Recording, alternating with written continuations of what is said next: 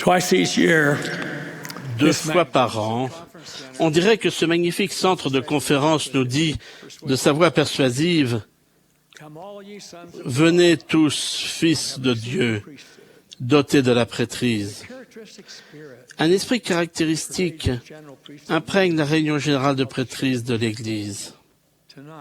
Ce soir, des milliers de personnes issues de nos rangs sont partout dans le monde en mission, en train de servir le Seigneur. Comme je l'ai mentionné dans mon message de ce matin, nous avons actuellement plus de 63 000 missionnaires sur le terrain et des milliers d'autres qui attendent d'entrer au centre de formation missionnaire ou dont la demande est en cours de traitement. Nous aimons et félicitons ceux qui sont soucieux et désireux de servir. Les Saintes Écritures ne contiennent pas de déclaration plus pertinente, de responsabilité plus formelle, de commandement plus direct que l'injonction donnée par le Seigneur ressuscité quand il est apparu au Galilée aux 11 disciples. Il a dit: « Allez, faites de toutes les nations des disciples, les baptisant au nom du Père, du Fils et du Saint-Esprit, et enseignez-leur à observer tout ce que je vous ai prescrit. Et voici, je suis avec vous tous les jours, jusqu'à la fin du monde. » Ce commandement divin, avec la glorieuse promesse qui lui est associée, est notre mot d'ordre aujourd'hui, comme c'était le cas au midi des temps. L'œuvre missionnaire est un trait caractéristique de l'Église de Jésus-Christ des saints des derniers jours. Il en a toujours été, et il en sera toujours ainsi. Comme l'a déclaré Joseph Smith, le prophète, après tout ce qui a été dit, le devoir le plus important, le plus grand et le plus important est de prêcher l'Évangile. Dans 2 brèves années, tous les missionnaires à plein temps, actuellement en service dans l'armée royale de Dieu, auront terminé leur labeur et seront rentrés dans leur foyer auprès de leurs proches.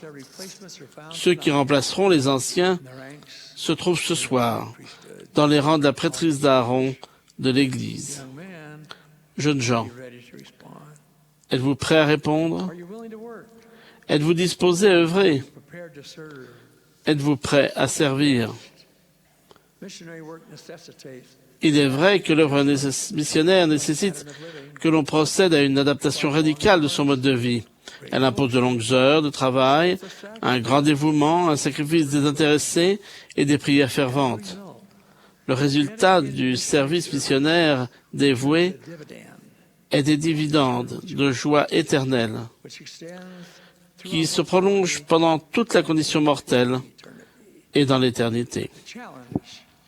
Le problème est d'être des serviteurs plus productifs dans la vigne du Seigneur. Cela s'applique à nous tous, quel que soit notre âge, pas seulement à ceux qui se préparent à faire une mission à plein temps, car nous avons tous reçu le commandement de prêcher l'Évangile du Christ. Je vais vous proposer une formule qui garantira notre réussite. Premièrement, sondez diligemment les Écritures. Deuxièmement, planifiez votre vie avec des objectifs. Et j'ajouterai, planifiez votre vie quel que soit votre âge. Troisièmement, enseignez la vérité en rendant témoignage. Et quatrièmement, servez le Seigneur avec amour. Examinons chacune de 4 parties de cette formule. Premièrement, sondez diligemment les Écritures. Les Écritures rendent témoignage de Dieu et contiennent les paroles de la vie éternelle. Elles deviennent le fondement de notre message. Les programmes d'études de l'Église mettent l'accent sur les Saintes Écritures et ont été élaborés, organisés à travers l'effort de coordination. On nous invite également à étudier les Écritures tous les jours, personnellement et avec notre famille. Je vais donner un seul passage d'Écriture qui a une application immédiate dans notre vie. Dans le livre de Mormon, au chapitre 17 d'Alma, Nous lisons le récit de la joie d'Alma au moment où il retrouve les fils de Mosia et remarque leur constance dans la cause de la vérité. L'histoire nous dit, je cite, « Ils étaient devenus forts dans la connaissance de la vérité, car ils étaient des hommes d'une saine intelligence. Ils avaient sondé diligemment les Écritures afin de connaître la parole de Dieu. » Mais ce n'est pas tout. Ils s'étaient beaucoup livrés à la prière et au jeûne. C'est pourquoi ils avaient l'esprit de prophétie et l'esprit de révélation. Et lorsqu'ils enseignaient, ils enseignaient avec une puissance et une autorité venant de Dieu.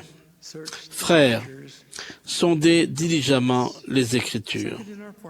Deuxième point de notre formule, planifiez votre vie avec des objectifs.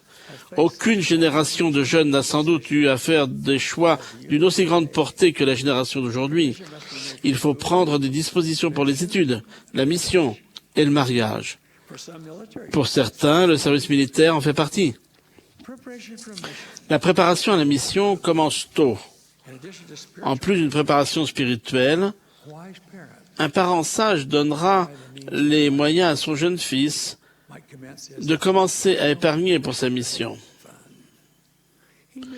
Il serait peut-être bien de l'encourager de bonne heure à apprendre une langue étrangère pour qu'en cas de besoin, ses talents linguistiques soient mis à contribution. Vient ensuite ce jour magnifique où l'évêque et le président de Pieux demandent à ce jeune homme de venir les voir.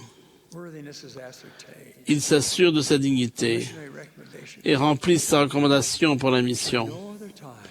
Il n'y a aucun autre moment où la famille tout entière attend avec autant d'impatience de facteurs. Et la lettre marquée de l'adresse de retour, 47 East South Temple, Salt Lake City, Utah. La lettre arrive. Le suspense est à son comble. On lit la lettre. Souvent, le lieu d'affectation est éloigné de l'endroit où l'on vit.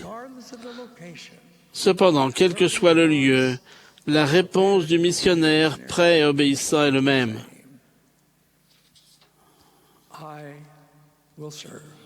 Je servirai. Les préparatifs du départ commencent. Jeunes gens, j'espère que vous appréciez les sacrifices que vos parents font de si bon cœur pour que vous puissiez partir, servir. Leur travail vous entretiendra, leur foi vous encouragera, leurs prières vous soutiendront. La mission est une affaire de famille. Bien que des continents et des océans puissent se séparer, les cœurs sont unis. Frères, dans la planification que vous faites pour votre vie, avec des objectifs, souvenez-vous que vos occasions missionnaires ne sont pas limitées à la période d'un appel officiel. Ceux d'entre vous qui font leur service militaire peuvent et doivent mettre cette période à profit.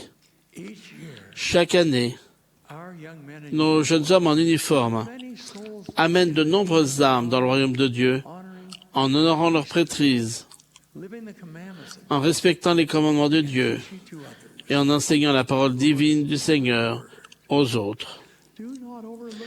Ne négligez pas la chance que vous avez d'être des missionnaires pendant que vous faites vos études.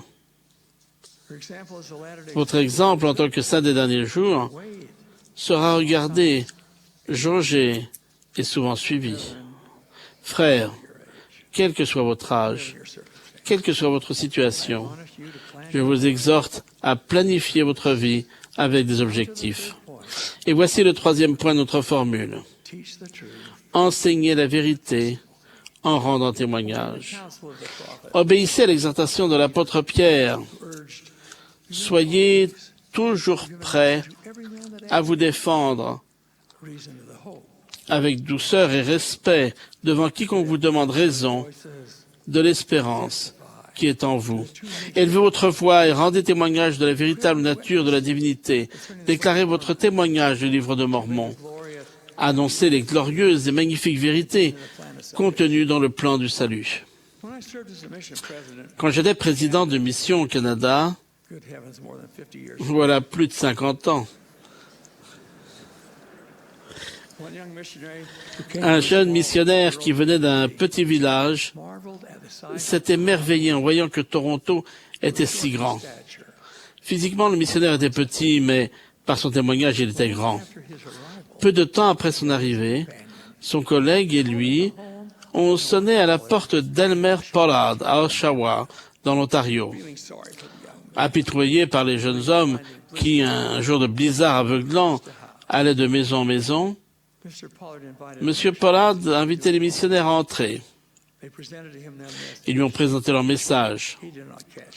Il n'en a pas saisi l'esprit. À un moment donné, il leur a demandé de partir, de ne pas revenir. Ses dernières paroles aux missionnaires, tandis qu'ils s'éloignaient de la porte, étaient non sans dérision. Je cite, « Ne me dites pas que vous croyez réellement que Joseph Smith est un prophète de Dieu. » La porte s'est refermée. Les missionnaires sont partis. Notre jeune campagnard a dit à son collègue, « Frère, nous n'avons rien répondu à M. Pollard. Il a dit que nous ne pouvions pas croire que Joseph Smith était un véritable prophète. Retournons-y et rendons-lui témoignage. » Au début, le missionnaire plus expérimenté était hésitant. Il a finalement accepté d'accompagner son collègue. La peur au ventre, ils se sont approchés de la porte, d'où ils venaient de se faire éjecter. Ils ont frappé. On fait face à M. Pollard. On eut un moment de panique, puis avec une force dictée par l'esprit. Notre missionnaire inexpérimenté a dit, « Monsieur Pollard, vous avez dit que nous ne pouvions pas croire que Joseph Smith était un prophète de Dieu. Je vous témoigne que Joseph était bel et bien un prophète. Il a véritablement traduit de Mormon. Il a vu Dieu le Père et Jésus, son Fils. Je le sais. » Quelque temps plus tard, M. Pollard, devenu frère Pollard, a déclaré lors d'une réunion de la prêtrise, « Cette nuit-là, je n'ai pas pu dormir. Les paroles que j'avais entendues résonnaient dans mes oreilles. Joseph Smith était un prophète de Dieu. Je le sais. Je le sais. Je le sais. » Le lendemain, j'ai téléphoné aux missionnaires et je leur ai demandé de revenir. Leur message, associé à leur témoignage, a changé ma vie et celle de ma famille. Fin de citation. Frères, enseignez la vérité en rendant témoignage. Le dernier point de notre formule est « Servez le Seigneur avec amour ». Rien ne remplace l'amour. Les missionnaires qui réussissent aiment leurs collègues, leurs dirigeants de mission et les précieuses âmes qu'ils instruisent. À la section 4 des Doctrines et Alliances, le Seigneur fixe ce qui nous qualifie pour l'œuvre du ministère. Examinons quelques versets. Je cite, « Ô vous qui vous embarquez dans le service de Dieu, veillez à le servir de tout votre cœur, de tout votre pouvoir, de tout votre esprit, de toutes vos forces, afin d'être innocent devant Dieu au dernier jour. » Et la foi, l'espérance, la charité et l'amour, avec le seul souci de la gloire de Dieu, vous qualifient pour l'œuvre. Souvenez-vous de la foi, de la vertu, de la connaissance, de la tempérance, de la patience, de la bonté fraternelle, de la divinité, de la charité, de l'humilité, de la diligence. Chacun de vous qui m'entendez aura intérêt à se poser la question. Aujourd'hui, ai-je progressé en foi, en vertu, en connaissance, en piété, en amour, grâce à votre engagement dévoué dans votre pays ou à l'étranger, Les âmes que vous aiderez à sauver pourraient bien être celles que vous aimerez le plus. Il y a de nombreuses années, des amis chers, Craig Sudbury et sa mère Pearl, sont venus à mon bureau avant le départ de Craig pour la mission de Melbourne, en Australie. Fred Sudbury, père de Craig, brillait par son absence. 25 ans plus tôt, la mère de Craig avait épousé Fred, qui, lui, ne partageait pas son amour pour l'Église. Il n'était d'ailleurs pas membre. Craig m'a parlé de l'amour profond et indéfectible qu'il avait pour ses parents et de l'espoir que, d'une manière ou d'une autre, son père serait touché par l'Esprit et ouvrait son cœur à l'Évangile de Jésus-Christ. J'ai prié pour recevoir l'inspiration concernant la manière dont pareil vœu pouvait se réaliser. L'inspiration m'est venue et j'ai dit à Craig, « Sers le Seigneur de tout ton cœur, sois obéissant à ton appel sacré, écris une lettre à tes parents chaque semaine, et de temps en temps, écris personnellement à ton père et dis-lui à quel point tu l'aimes. Dis-lui pourquoi tu es reconnaissant d'être son fils. » Il m'a remercié et sa mère et lui ont quitté mon bureau. 18 mois environ sont passés avant que je ne revoie la mère de Craig, le jour où elle est revenue me voir à mon bureau pour me dire en larmes « Cela fait presque 2 ans que Craig est parti en mission. Il n'a jamais manqué de nous écrire chaque semaine. Récemment, mon mari, Fred, est venu pour la première fois à une réunion de témoignages et m'a surprise, ainsi que toutes les personnes présentes, en annonçant qu'il avait pris la décision de devenir membre de l'Église. Il a dit qu'il irait avec moi en Australie retrouver Craig à la fin de sa mission, afin d'être le dernier baptême qu'il ferait en tant que missionnaire à plein temps.